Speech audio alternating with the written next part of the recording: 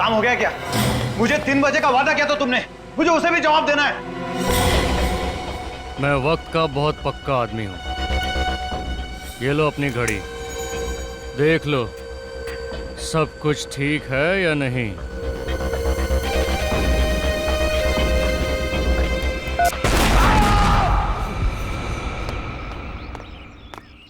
अरे भैया संभाल के, धीरे धीरे।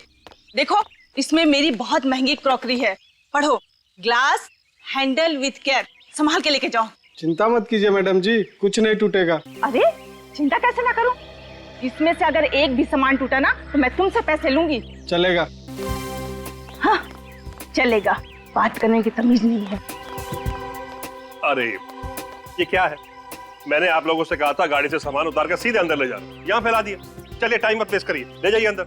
सारा सामान अंदर चाहिए मुझे, सीधे अंदर भाई। हाँ मेरी तो कुछ समझ में नहीं आ रहा है। अब क्या हुआ मिलानी? मुझे ऐसा लग रहा है कि इसमें कुछ सामान ज्यादा है। मिलानी तुम भी ना हमेशा परेशान रहती है। ये सारा सामान हमारा ही है। मगर ऐसे चलो चलो अभी अंदर चलो। कमाल करती हो तुम भी। अब मैं मुफ्त में कोई सामान क्यों देगा? तुम कभी मेरी बात नहीं सुनोगे। हद है। तो इसमें गलत क्या कहा? बस मिलानी, जब देखो तुम मेरे से झगड़ा करने का बहाना ढूंढती रहती हो। अब बहस बंद करो और ये सब सामान समेटो। जिसको जहाँ रखना रखो। हाँ हाँ मुझे पता है, मुझे ही सब करना है। ये उठाओ, वहाँ रखो। वहाँ रखो।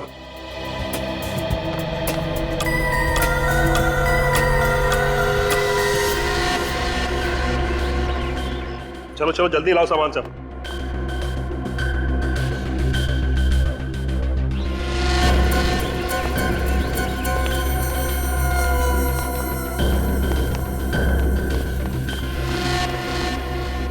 ठीक से खोला उसे।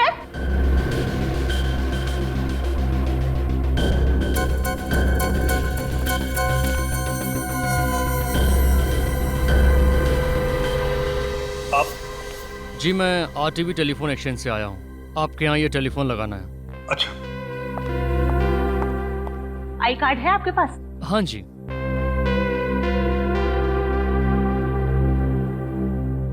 चलो छोड़ो, आप आइए मेरे साथ।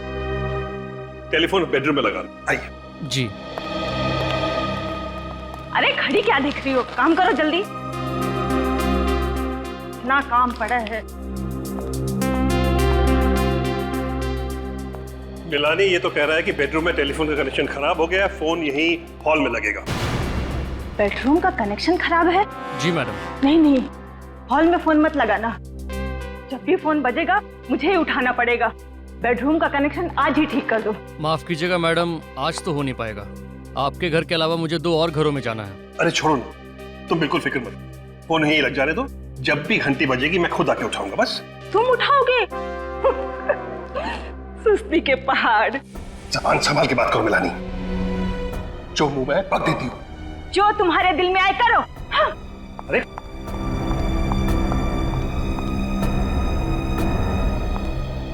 छोड़िए, कुछ भी बक देती है। आप प्लीज अपना काम कीजिए।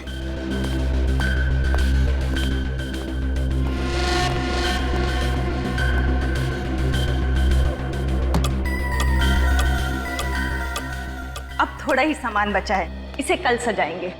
जी। मिलानी तुम बिल्कुल फिक्र मत करो, हमारे पास वक्त ही वक्त है, आराम से सजा लेना। हाँ तुम तो बोलोगे ही, आखिर घर तो हमें ही सजाना है ना। तुम फिर से शुरू हो गई ना? क्यों, सच्ची बात कड़वी लगी? तुमसे तो बात करना ही बेकार है। हाँ, मैंने कहा ना, इनका कुछ नहीं हो सकता। रीमा, तुमने घर के सारे खिड़की दरवाजे बंद कर लिए ना? जी मैम साहब। ठीक है, तुम जाओ सो जाओ, मैं भी सो जाती हूँ। जी।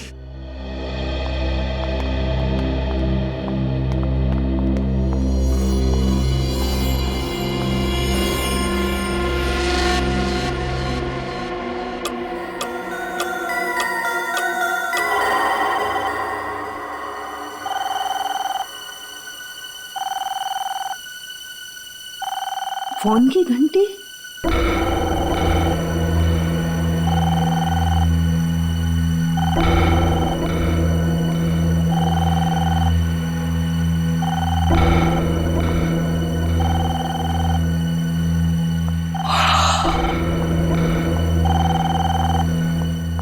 फोन लगा लगाया नहीं कि फोन बजना शुरू। अभी तक तो पड़ोसियों से भी जान पहचान नहीं हुई। इतनी रात को किसका फोन हो सकता है? हेलो मिलानी, मिलानी ये क्या हो गया? सब खत्म हो गया। मिलानी, काश काश मैं गया होता वो फोन उठाने तो ये सब कुछ नहीं होता। मिलानी, तुम जैसी भी थी मेरी पत्नी थी। मिलानी, तुम मेरी पत्नी थी। कैसे हुए इसे? कुछ नहीं पता साहब। मैं और मिलानी बेडरूम में सो रहे थे, फिर अचानक फोन की घंटी बजी। मिलानी फोन उठाने गई, फिर अचानक जोर से धमाका हुआ। मेरी नींद खुली, भागता बाहर आया, तब तक सब कुछ खत्म हो चुका था। खत्म हो चुका था सब कुछ। आप उस वक्त बेडरूम में थे? जी हाँ। और आप कहाँ थी? मैं रसोई घर में थी साहब, मैं भी सो ही रही थी। फोन की घंटी सुनाई नहीं दी आपको? नहीं साहब। सही है, देखिए फोन की हालत देख के तो नहीं लगता कि फोन के अंदर बॉम्ब लगाया गया होगा। तो ये बॉम्ब किस चीज में रखा गया होगा? अब कितने बजे थे जब बम फूटा? जी 2 बजे थे साहब। हाँ, 2 बजे के आसपास। 2 बजे थे? जी साहब। 2 बजे फोन की घंटी बजती है और 2 बजे धमाका होता है। इस धमाके का और इस फोन के घंटी का आपस में कोई ना कोई कनेक्शन है। आप लोग दोपहर को ही आए थे ना यहाँ पे? जी हाँ, 1 बजे। और ये सारा सामान आप लोग अपने साथ लेके आए थे? जी। अच्छा, आप लोगों को अपने सामान में कुछ अजीब लगा? कोई सामान जो आप लोगों का नहीं हो? साहब मुझे तो सब कुछ ठीक लग रहा था, लेकिन मिलानी बार बार एक बात बोल रही थी, सामान कुछ ज्यादा है, सामान कुछ ज्यादा है। सामान ज्यादा है? अच्छा ये बताइए कि पूरे दिन में कुछ भी ऐसा हुआ जो आपको अजीब सा लगा? अजीब?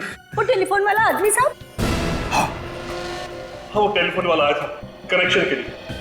पहले वो बेडरूम में गया, उसने बोला वहां पॉइंट खराब है, फिर आके उसने यहाँ उसने कनेक्ट किया। पॉइंट खराब है? बेडरूम उस तरफ है? हाँ। अच्छा, ये टेलीफोन वाला कितने बजे आया था? हमारे आने के कुछ टाइम बाद ही आया था। मतलब आप लोग यहाँ पे पहुंचे और उसी वक्त तो टेलीफोन वाला भी आया? जी। कमाल है। वही तो मैं भी सोच रहा हूँ सर। लेकिन उसे तो आपने ही बुलाया ना? नहीं, हमने नहीं बुलाया उसे। फिर आपने उसे घर में घुसने क्यों दिया? हमें लगा शायद हमारे एजेंट ने उसे भेजा होगा। नाम क्या था इस टेलीफोन वाले का? नाम? सर, टेलीफोन वाले ने झूठ बोला था सर। बेडरूम का कनेक्शन एकदम ठीक ठाक है। ओह, मतलब वो टेलीफोन वाला यहाँ बॉम्ब रखने के लिए आया था? हाँ सर, और ये सारी की सारी साजिश पहले से ही रची गई थी। 2 चीजों का पता करना होगा। एक तो ये बॉम्ब किस चीज में रखा गया था, और दूसरा वो फोन कॉल किसने किया था। आप जरा अपने एजेंट का नाम और सेल नंबर दीजिए हमें। इस बार हम 3 महीने का किराया एक साथ ही लेंगे। यस, हम लोग सीआईडी से। जी कहिए, क्या मदद कर सकते हैं हम आपकी? रोज विला तुम लोगों ने किराए पर दिया है ना? रोज विला मड़ वाला? हाँ भाई, तुम दोनों ने ही किराए पे दिया था ना वो विला, प्रतीक और मिलानी को। हाँ, हमने ही किराए पे दिया था रोज विला, मगर प्रतीक और मिलानी को नहीं सर। अच्छा, एक मिनट, क्या कहा तुमने? प्रतीक और मिलानी को नहीं? नहीं सर। अरे तुम लोगों ने ही दिया था ना 5 साल के किराए पर वो बंगला, वो रोज विला, प्रतीक और मिलानी को। ये कैसे हो सकता है सर? और कल रात उसी विला में बम फटने के कारण प्रतीक की बीवी मिलानी की मौत हो गई। क्या? ये क्या कह रहे हैं सर आप? सच्चाई यही है। हम पर विश्वास कीजिए सर, हमारे पास सारे रिकॉर्ड्स हैं। रोज विला तो हमने कानपुर में रहने वाले महंत और नताशा को किराए पे दिया था। महंत और नताशा को? हाँ सर। और सर, आप जिस प्रतीक और मिलानी की बात कर रहे हैं ना, उनको तो हमने मालवनी का लाल महल किराए पर दिया था। करण, तुमने क्या गड़बड़ी कर रखी यार? सारे पेपर्स तो तुमने ही बनवाए थे ना। अभी तुम मुझे जवाब दो। सर, मुझसे ही गलती हो गई शायद। दोनों लोग एक ही दिन मुंबई आ रहे थे और दोनों को घर लेने की इतनी जल्दी कि बंगलो देखे बगैर डील पक्की कर दी। बकवास मत करो। आजकल के जमाने में कोई प्रॉपर्टी देखे बिना डील करता है क्या? और इस केस में एक नहीं दो लोग, प्रतीक और महंत, बिना घर देखे वहां रहने चले जाएंगे। सर उन्होंने कहा कि वो किसी समस्या में उलझे हुए हैं, वो बंगला देखने नहीं आ सकते और अच्छा किराया भी देने के लिए तैयार थे, इसलिए हमने भी ज्यादा सवाल नहीं पूछे। सर इसीलिए कागजात बनाते वक्त मुझसे गलती हो गई और जल्दबाजी में बंगलों की अदला बदली हो गई। जल्दबाजी में बंगलों की अदला बदली हो गई। और वो बॉम्ब, रोज विला में जो बॉम्ब था, उसके बारे में क्या जानते हो? सर उस बम विस्फोट के बारे में हम कुछ नहीं जानते। ये रोज विला का असली मालिक कहाँ है? सर वो बेंगलोर में रहते हैं, वो पार्टी से मिले भी नहीं, उन्होंने पेपर साइन करके भिजवा दिए। ये कैसे समझौता है? बंगलों का मालिक किराएदार की जांच पड़ताल नहीं करता है, किराएदार बंगलो देखे बिना वहां रहने चला जाता है, ऐसा कभी होता है क्या? और एक बात बताओ, वो टेलीफोन वाला जो रोज विला में गया था, तुमने ही भेजा था उसे? नहीं सर।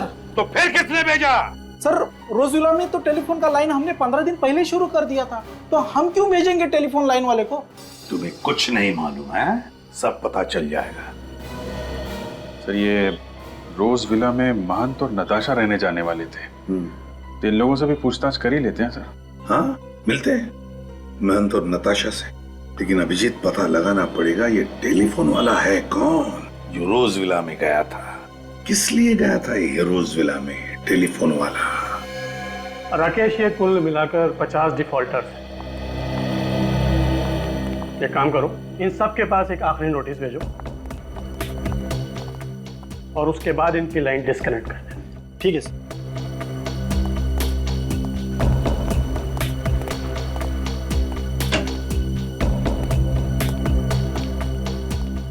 आप ही आरटीबी टेलीफोन एक्सचेंज के एरिया सुपरवाइजिंग मैनेजर हैं? जी मेरा नाम विवेन है सर।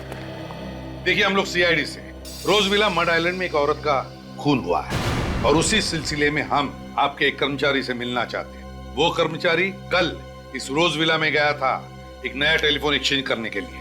सर आप किस कर्मचारी की बात कर रहे हैं? उसका नाम तो हमें नहीं मालूम, लेकिन इन्होंने उसकी शक्ल देखी थी। एक मिनट सर। मड आइलैंड के रोज विला में कल किसको नए कनेक्शन के लिए भेजा था? क्या 2 हफ्ते पहले नया कनेक्शन लग चुका है और लाइन चालू है? किसे भेजा था वहां पर? चंदर को। ठीक है उसे अंदर भेजो। विवेन साहब, ये हमें मालूम था कि रोज विला में 2 हफ्ते पहले ही एक नया कनेक्शन हो चुका है और फोन चालू है, इसीलिए हम इस कर्मचारी से, इस चंदर से मिलना चाहते हैं। आपने मुझे बुलाया सर? हाँ चंदर, ये लोग तुमसे मिलना चाहते हैं। साहब ये वो आदमी नहीं है जो कल रोज विला में आया था। ठीक से याद है ना तुम्हें? ये वो आदमी नहीं था? नहीं साहब, ये वो आदमी नहीं था। मैडम ने उसका आईडी भी चेक किया था। ये वो आदमी नहीं है? ये चंदर नहीं है? तो फिर चंदर जी तुम्हारे नाम पर कोई और कैसे गया था रोज विला में नया टेलीफोन कनेक्शन करने के लिए? कैसे गया था कोई और? क्यों? क्या तुमने तुम्हारा आइडेंटिटी कार्ड किसी और को दिया था? दिया था या नहीं? बताओ तुम्हारा आई कार्ड बताओ, बताओ तुम्हारा आई कार्ड। नहीं सर।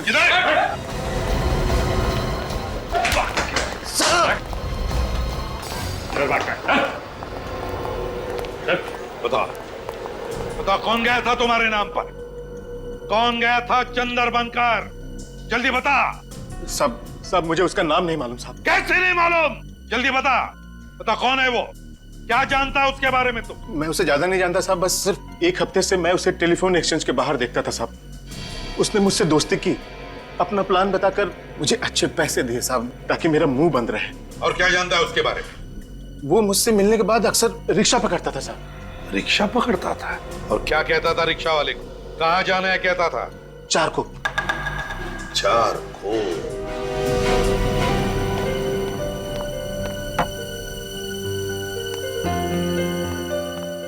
साहब जी खाना लगा दिया है, खा लीजिए, ठंडा हो जाएगा। नताशा मैम साहब अभी तक उठी नहीं। अखबार पढ़ते पढ़ते समय का पता ही नहीं चला। और ये नताशा भी ना, उसकी नींद की गोलियां कम करनी पड़ेगी। वैसे भी नताशा मैम साहब ने तो अलार्म लगाया था ना। इस समय कौन है? आप? मन तो नताशा घर में है, हम लोग सीआईडी से हैं। सीआईडी? हाँ। कहिए, मैं ही महंत हूँ। देखिए रोज विला में जो वारदात हुई है उसके बारे में पूछताछ करने आए हम लोग। हाँ, अमित ने सब कुछ बताया मुझे उसके बारे में। स्टेट एजेंट अमित ने सब कुछ बताया? जी। फ्रेडी, आप जरा ये फोटो देखिए। इन दोनों में से किसी को जानते हैं आप?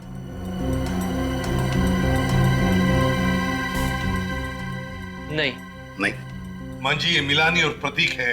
जिस रोज विला में आप दोनों रहने जाने वाले थे, आपकी जगह ये गए और फिर आपको पता है क्या हादसा हुआ। ये प्रतीक और मिलानी है। ये सब उस दूसरे एजेंट करण की गलती की वजह से हुआ है। न वो बंगलों की अदला बदली करता और न ही ये सब कुछ होता। लेकिन मान जी, बात अलग है। हमें शक है कि रोज विला के बॉम्ब फटने से मिलानी की जो मौत हो गई, वो बॉम्ब प्रतीक और मिलानी के लिए नहीं बल्कि आप दोनों के लिए था। आप लोगों के लिए। कि हम लोगों के लिए? जी हाँ। लेकिन हमें कौन मारना चाहता है? नताशा कहाँ है? आपकी बीवी कहाँ है? नताशा वो तो सो रही है। गॉड, 2 बज गए और अब तक सो। नताशा! नताशा! नताशा! नताशा! नताशा! नताशा! छोड़ दीजिए मुझे, छोड़ दीजिए मुझे, मुझे मुझे मुझे नताशा के पास जाना है। मंजी, मंजी, थोड़ा आप नताशा के पास नहीं जा सकते। अगर आप गए तो कोई एविडेंस होगा तो नष्ट हो जाएगा। प्लीज, हम आपका दुख समझें। प्लीज सचिन, फ्रेडी, देखो जरा गौर से, अच्छी तरह से देखो क्या मिलता है। नताशा,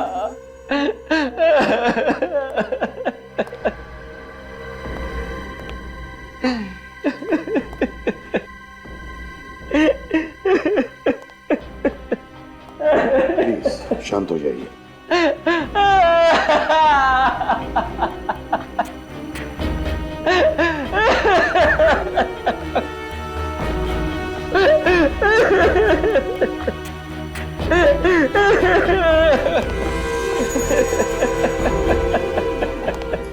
सर,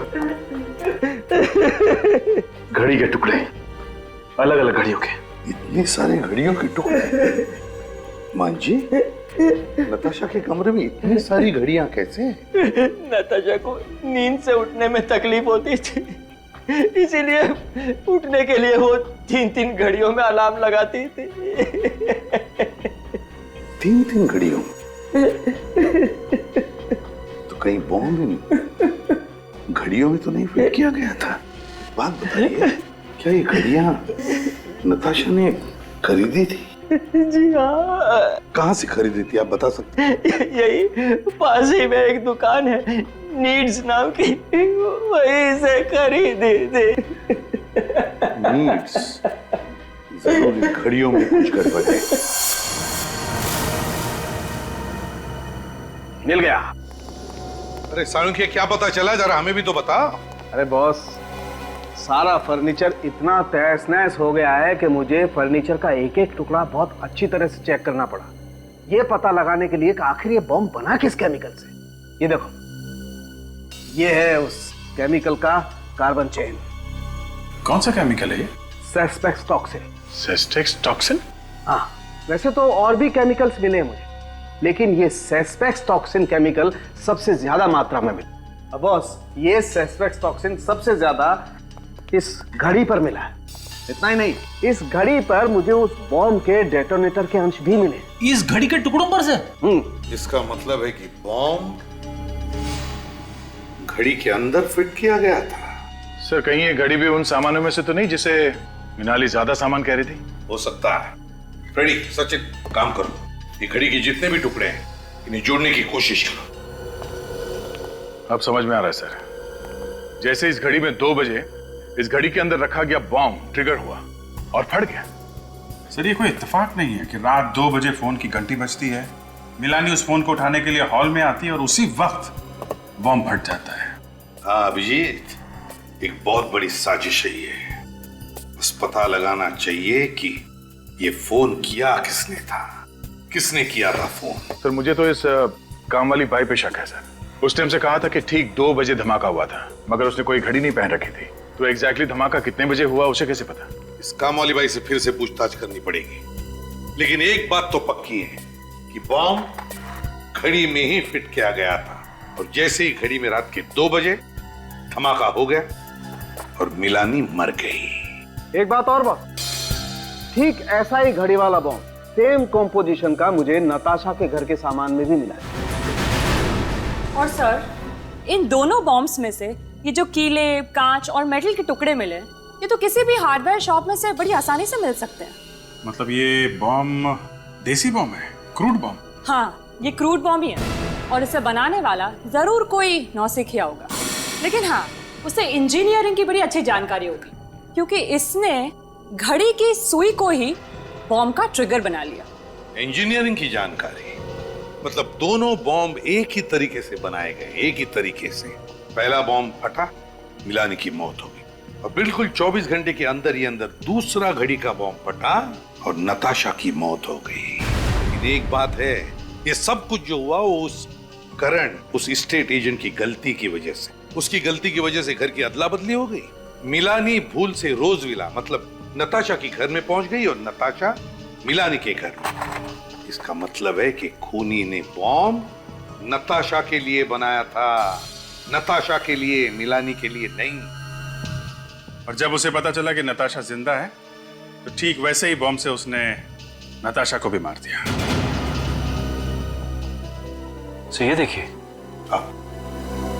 इस घड़ी के इस टुकड़े पे स्टिकर लगा हुआ है, लेकिन कुछ समझ में नहीं आ रहा कि क्या लिखा है इस पे। 1 मिनट में देखूं।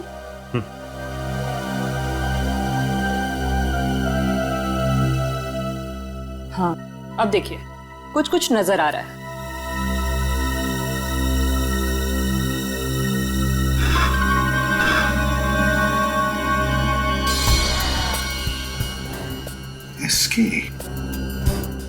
एसके, कैसा नाम है ये? एसके, कहीं ये कोई कंपनी तो नहीं जहां पर एक घड़ी बनी है, या फिर कोई दुकान जहां से ये घड़ी खरीदी गई है? ठीक से साफ सफाई करो। ये देखो कहां पे धब्बे लगे, पोंछो इसे।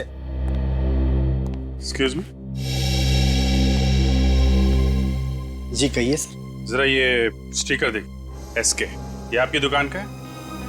एसके, जी हाँ सर। सर ये स्टिकर तो मेरे दुकान का ही है सर। और तो और ये जो घड़ी का टुकड़ा है, इस घड़ी को तो मैंने पिछले हफ्ते ही बेचा था सर। आपकी इस घड़ी में एक हथियारे ने बॉम्ब फिट किया था और उस बॉम्ब के फटने से एक औरत की मौत हो गई। ये क्या कह रहे हैं सर आप? बिल्कुल ठीक कह रहे हैं। आपको याद है किसको बेची थी आपने ये घड़ी? हाँ सर, एक आदमी आया था सर इसे खरीदने के लिए। ये देखो, वो आदमी ये था। हाँ सर, ये तो वही आदमी है सर। अच्छा, इसका नाम पता कुछ मालूम है आपको? नहीं सर, ये तो नहीं पता। कुछ और बता सकते हैं इस आदमी के बारे में? हाँ सर, याद आ गया।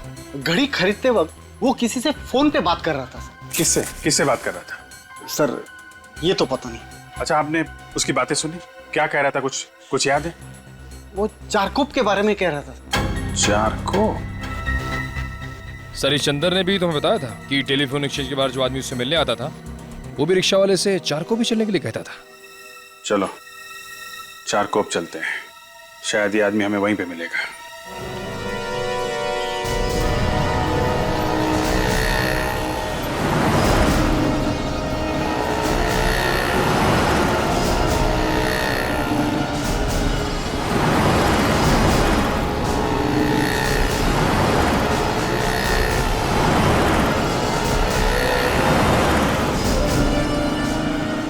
सर, कुछ नहीं पता चला।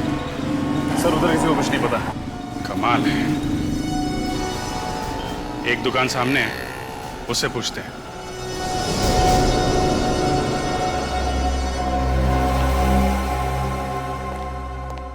आप लोगों को क्या चाहिए साहब?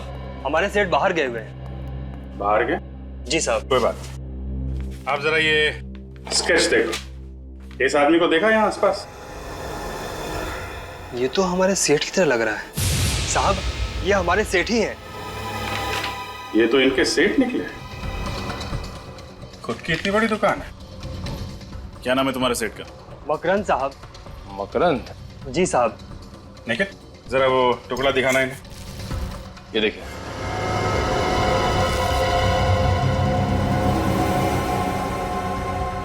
ये आपको कहाँ से मिला? अरे वाह, बड़ी जल्दी पहचान लिया तुमने इस घड़ी के टुकड़े को। जी साहब। तब तो तुम्हें यह भी मालूम होगा कि तुम्हारा सेठ क्या क्या गुल खिला रहा। ये आप क्या कह रहे हैं साहब? मेरे कुछ समझ में नहीं आ रहा। समझ में नहीं आ रहा? ये टुकड़ा जब घड़ी हुआ करता था तो तुम्हारे साहब ने इसमें बॉम्ब फिट किया था, जिसकी वजह से 2 औरतों की जान चली गई, समझे तुम? क्या? मेरे सेठ और बॉम्ब? हाँ, बॉम्ब। और तुम तो ऐसे चौंक रहे हो जैसे तुम्हें कुछ मालूम ही नहीं है। साहब, मैंने मकरन साहब को घड़ियां लाते हुए और ले जाते हुए देखा था। अच्छा, कहाँ लेके आते थे घड़ी? कहाँ रखते थे? वहाँ पीछे कमरा है, मकरन साहब घड़ियों को उसी में रखते थे। चलो देखते हैं वो कमरा। दिखाओ कहाँ पे है। आइए साहब। देखो लाइट का स्विच कहाँ पे है। सर। साहब, मकरन साहब ने कभी हमें इस कमरे के अंदर आने नहीं दिया। वो हमेशा इसे बंद ही रखते थे।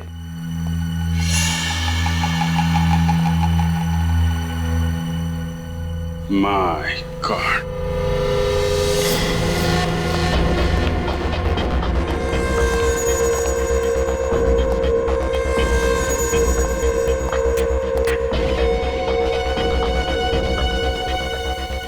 बॉम्ब बनाने का सामान। सर, इसका मतलब मकरंद यहीं बैठकर बॉम्ब्स बनाता था, घड़ियों के अंदर फिट करता था। क्या ये सब? यहाँ इतना सब कुछ चल रहा था और तुम लोगों को कुछ पता नहीं चला? घड़ियां तो हमने देखी थी साहब, लेकिन उसके अंदर मकरन साहब ने क्या हेरा फेरी की ये हमें मालूम नहीं पड़ा। सर, ये देखिए। ये तो रोज विला की फोटोज है।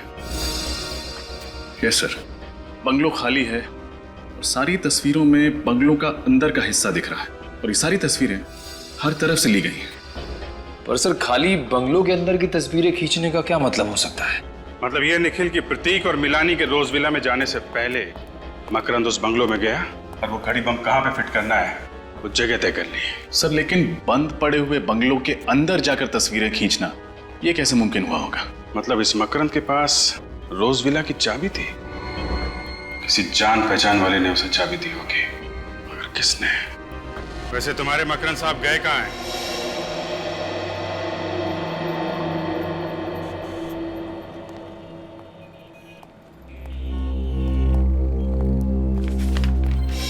ये आप ही की दुकान का बिल है? जी सर, ये बिल मेरी ही दुकान का है। तो फिर इस पर जो 3 घड़ियां बेची गई है नताशा को, वो किसने बेची? शायद सोहन ने ये घड़ियां बेची थी सर। तो बुलाओ इस सोहन को। वो आज काम पे नहीं आया सर। काम पे नहीं आया? क्यों? देखिए ना, परसों ही उसे काम पे रखा था और कल से गायब है। परसों काम पे रखा, परसों उसने घड़ियां बेची और कल से काम पे नहीं आ रहा है। कमाल है सर। लेकिन सर, जो घड़ियां नताशा जी को उसने बेची थी वो हमारे स्टॉक में थी ही नहीं। क्या मतलब है आपका? वो घड़ियां सर, घड़ियां। मैंने उसे पूछा भी कि वो घड़ियां कहाँ से लाया, तो उसने बताया कि हमारे स्टॉक में ही पड़ी थी। अगर तुम्हारे स्टॉक में नहीं थी तो फिर तुमने माना कैसे? अब सर, नताशा जी को वो पसंद आ गई थी, माल बिक रहा था, पैसे आ रहे थे, तो मैंने बहस नहीं की। तुम्हारी इस लापरवाही की वजह से क्या हुआ मालूम है? नताशा की मौत हो गई। Sorry sir. सॉरी अभिजीत, ये सोहन जानता था कि नताशा यहीं पर आएगी इसी दुकान में, तो 3 घड़ियां खरीदने के लिए, इसलिए इस सोहन ने ये घड़ियां बॉम्ब फिट करवा के बाहर से ले ली और यहाँ ला करके उसे बेच दी। मतलब सब कुछ पहले से ही तय था? हाँ, सब कुछ पहले से ही प्लान था। सोहन का पता है तुम्हारे पास? जी सर, उसने जिस नंबर से मुझे फोन किया था वो नंबर मेरे मोबाइल में होगा। नंबर दो जरा। जी, 03622 91919। 919 जी। सर, क्या हुआ? ये नंबर तो स्टेट एजेंट करण का है। करण का? हाँ सर, उस दिन जब हम लोग ऑफिस में गए थे तो मैंने उससे नंबर ले लिया था। लगाओ इसे, देखते हैं।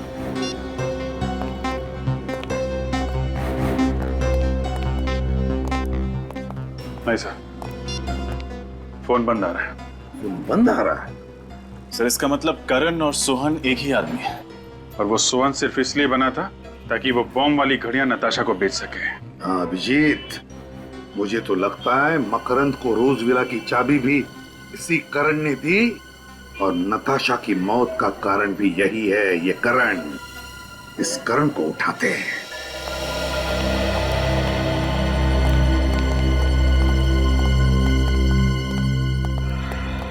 आप लोग? करण कहाँ है? आपको मालूम नहीं सर? क्या मालूम नहीं? करण की आज सुबह ही मौत हो गई। क्या? करण की मौत हो गई आज सुबह? कैसे? एक्सीडेंट, ट्रक ने उसे उड़ा दिया। वो हॉस्पिटल तक भी नहीं पहुंच पाया बेचारा। एक्सीडेंट या खून? क्यों एक्सीडेंट या खून? अभिजीत, मुझे तो यही लगता है ये एक्सीडेंट नहीं खून है। खूनी को पता चल गया कि हम करण को उठाकर उससे सच उगलवा लेंगे, तो उसने उसका खेल ही तमाम कर दिया। अच्छा ये बताओ, ये जो बंगलो आपस में बदले थे, ये गलती सिर्फ करण की थी या फिर? नहीं सर, वो सिर्फ करण की वजह से हुई थी। फिर भी तुम कुछ जानते हो, हमें पता है। क्या जानते हो बताओ जल्दी। देखो घबराओ मत, सच सच बताओ तो तुम्हें कुछ नहीं होगा, कोई कुछ नहीं करेगा तुम्हें। बताओ क्या जानते हो? देखिए सर, वो पिछले 2 दिन से काफी डरा हुआ है। उसके मन में कोई राज था। राज? कैसा राज? वो राज बताने से पहले उसकी मौत हो गई। क्या जानता था ये करण जिसकी वजह से उसकी मौत हो गई? करण के घर की तलाशी लेते हैं सर। सर वो इतना डरा हुआ था कि 2 दिन से ऑफिस में ही सो रहा था। क्या? 2 दिनों से वो ऑफिस में ही सो रहा था? वो घर गया ही नहीं? घर गया ही नहीं। करण 2 दिनों से घर गया ही? ये क्या है अभिजीत? पिछली बार जब हम यहाँ आए थे तब तो ये पेंटिंग नहीं थी, है ना? हाँ सर, ये 2 दिन पहले ही खरीदी है। किसने? करण ने। 2 दिन पहले करण ने ये पेंटिंग खरीदी? 2 दिन पहले? है ना बड़ी अजीब बात। एक आदमी जिसके सिर पर मौत मंडरा रही है, जो 2 दिन से डर के मारे अपने घर नहीं जाता लेकिन ऑफिस में सोता है, वो आदमी 2 दिन पहले ये पेंटिंग खरीदता है। क्यों क्यों खरीदता है ये पेंटिंग? है अच्छी है पेंटिंग, लेकिन है क्या इसमें जो करण ने इसे खरीदी? खोलकर देखे क्या?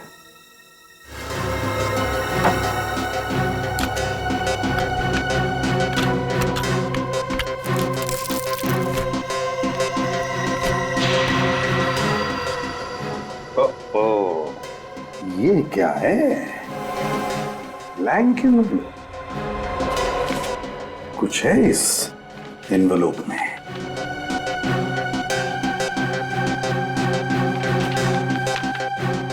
माय गॉड, तो ये है वो राज जो करण जानता था और जिसकी वजह से उसकी जान चली गई, जिसकी वजह से नताशा का खून हुआ और जिसकी वजह से मिलानी मर गई।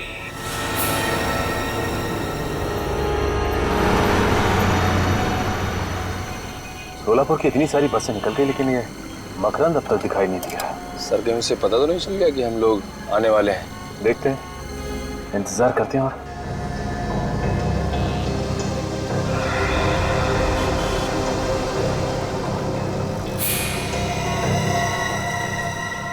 वो देखो निकल, चश्मे वाले के बगल में वो आदमी बिल्कुल मकरंद जैसा लग रहा है। हाँ सर, शायद ये मकरंद ही है। चलो जल्दी आओ।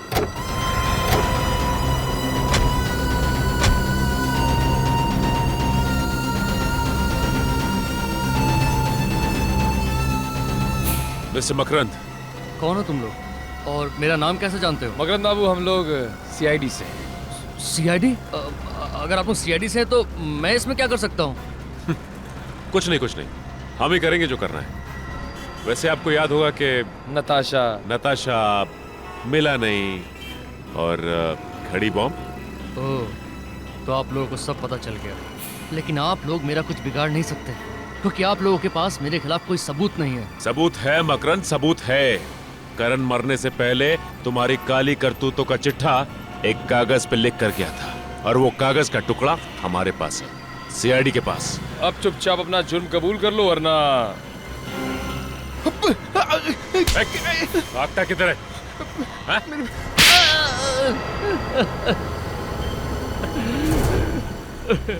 हाँ, मैं ही जिम्मेदार हूँ मिलानी, नताशा और करण के खून का। ये सारे खून तुमने किए क्यों? पैसों के लिए। करण को किसी तरह पता चल गया कि मुझे बॉम्ब बनाने आता है। बस उसने मुझे ढूंढ निकाला और कहने लगा कि एक आदमी है जो मुझे घड़ी बम बनाने के लिए मुंह मांगी रकम देगा। और फिर तुमने बड़ी सफाई से तो फोन मिलानी के घर के हॉल में फिट कर दिया ताकि फोन उठाने आए और उसकी मौत हो जाए। हाँ। पहले मैंने रोज विला के अंदर घुसकर अच्छी तरह जांच पड़ताल की और फिर जिस दिन प्रतीक और मिलानी वहां रहने आए, मैंने चुपके से वो घड़ी वाला कार्टून टेम्पो के अंदर रख दिया। और बाद में जब मैं टेलीफोन वाला बनकर अंदर गया तो उस वक्त मैंने देख लिया कि घड़ी वहीं लगी हुई है। तब मैंने ये ठान लिया कि मैं फोन हॉल में ही लगाऊंगा। और जिस दुकान से नताशा ने घड़ियां ली थी उसमें भी बम मैंने ही लगाया था। और करण की मौत को तुमने बड़ी सफाई से एक्सीडेंट का रूप दे दिया। करना पड़ा, क्या करता। वो आप लोगों के सामने अपनी जबान खोलने वाला था, इसलिए उसे भी रास्ते से हटाना ही पड़ा। और ये सब कुछ करने के लिए तुम्हें पैसे किसने दिए? पैसे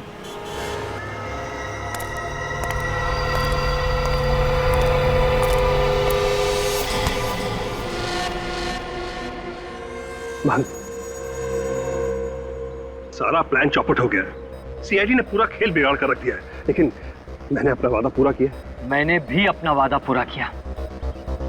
आज के बाद हम लोग भूल जाएंगे कि हम लोग एक दूसरे को कभी जानते भी थे। चलो, अलविदा। प्रतीक, नहीं, बैग को हाथ मत लगाओ। पीछे हटो, बैग खोलना नहीं, पीछे हटो। संभाल के।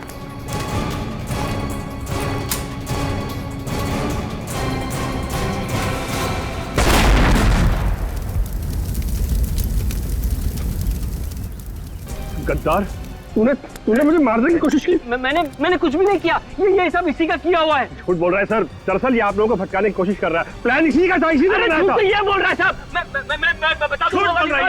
अरे कमाल कर रहा है। मैंने कुछ नहीं किया साहब। मेरा ये झूठ बोल रहा है। इसने क्या किया और क्या नहीं अभी पता चल जाएगा।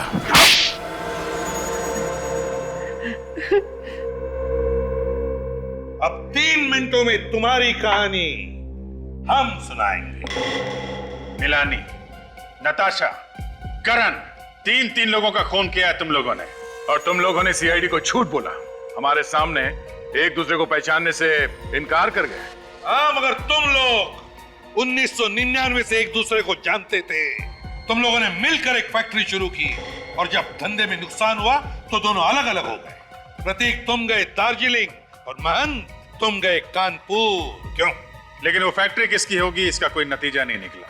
तो प्रतीक जी, आपने सोचा कि क्यों ना महंत जी की मौत हो जाए तो सारी फैक्ट्री आपके नाम। और फिर एक दिन अचानक तुम दोनों दोस्त बन गए और ये गहरी साजिश रची। और ये हमें कैसे पता चला? करण से। करण जो कई साल पहले तुम दोनों का नौकर हुआ करता था, उसी ने तुम दोनों का काला चिट्ठा लिख कर रख दिया कागज पर हमारे लिए, समझे? 3 मिनट खत्म। अब तुम लोग बोलोगे और हम सुनेंगे। सही कहा आप लोगों ने। ये सब इस प्रतीक का शुरू किया हुआ है।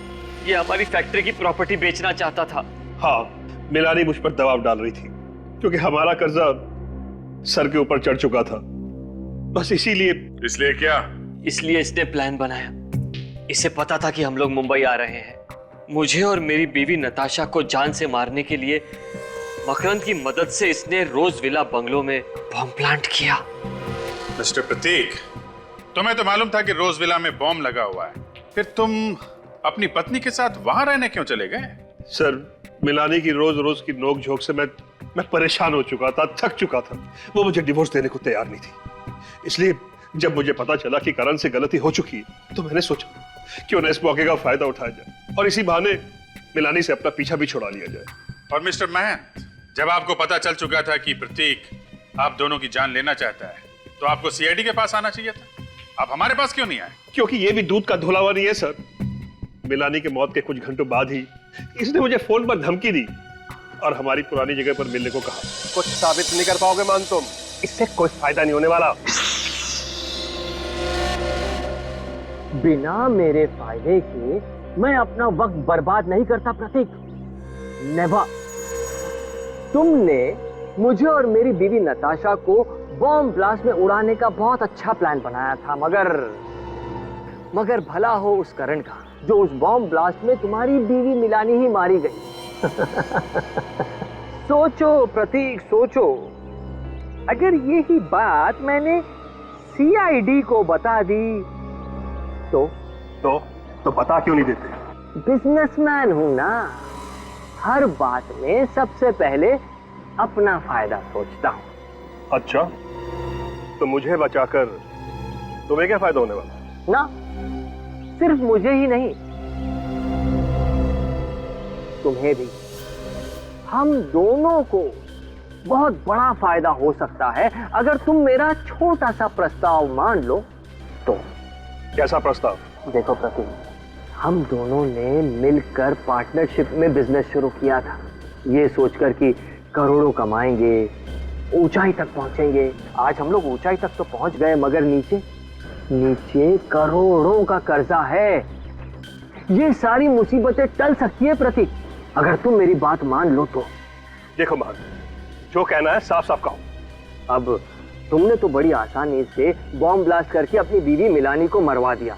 नहीं, मैं सच कह रहा हूं ना। तुम कहना क्या चाहते हो मान? मैंने जानबूझकर मिलानी को मारा है? अब तुमने जानबूझकर मारा है या खैर छोड़ो इन बातों को, और मेरी एक छोटी सी और आसान सी बात सुनो। देखो, जिस तरह तुमने बॉम्ब ब्लास्ट में अपनी बीवी मिलानी को मारा है ना, ठीक उसी तरह तुम्हें मेरी बीवी नताशा को भी मारने में मेरी मदद करनी होगी। सिंपल। लेकिन इसमें मेरा क्या फायदा है? Yes, I knew it. ये हुई ना एक अच्छे बिजनेसमैन वाली बात। प्रतीक, मेरी बीवी नताशा का 50 करोड़ का इंश्योरेंस है। मेरी बीवी नताशा मर गई, फिर 25 करोड़ मेरे, 25 करोड़ तुम्हारे। तुम अपने रास्ते, मैं अपने रास्ते। और सीआईडी, उनका क्या? सीआईडी यार, सीआईडी को कैसे पता चलेगा? ये राज तो तुम्हारे मेरे बीच में है ना। ठीक है, मुझे मंजूर है। Good, very good. 24 घंटे का टाइम देता हूं। पैसा मेरा, दिमाग तुम्हारा। डन। 24 घंटे। और फिर मैंने मकरंद को फोन किया। बम बनाना मेरा खुफिया पेशा है। जब मुझे दुगने पैसे का लालच दिया गया तो मैं इनकार न कर सका। प्रतीक, तुम्हारे इस प्लान का मोहरा था करण, मगर तुम दोनों ने उसे ही मार दिया। हाँ, दरअसल महंत और मैं कर्ज में डूबे हुए थे। दोनों को पैसों की सख्त जरूरत थी, और करण, उसको शक हो गया था कि ये हम दोनों की मिलीभगत है। प्रतीक, तुमने अपने फायदे के लिए करण का इस्तेमाल किया, और मान तुमने प्रतीक का। नताशा की मौत के बाद ब्रीफकेस में बॉम्ब रख के तुमने प्रतीक को दिया ताकि ये ऊपर पहुंच जाए, और इंश्योरेंस के 50 करोड़ रुपए तुम अकेले हजम कर जाओ। नहीं सर, इरादा तो ऐसा नहीं था। मैंने प्रतीक से कहा भी कि जब तक सीआईडी का मामला ठंडा नहीं हो जाता धीरज रख और इंश्योरेंस के पैसे आने का इंतजार कर, मगर इसने मेरी एक नहीं सुनी। अब इसके हिस्से के इंश्योरेंस के 25 करोड़ रुपए मैं अपनी जेब से तो दे नहीं सकता था, इसीलिए। वक्त के साथ खेलने का बड़ा मजा आता है ना तुमको। अब जेल में बैठकर एक एक सेकंड, एक एक मिनट, एक एक घंटा, एक एक दिन गिनते रहना, तब तक फांसी का ऑर्डर आ ही जाएगा।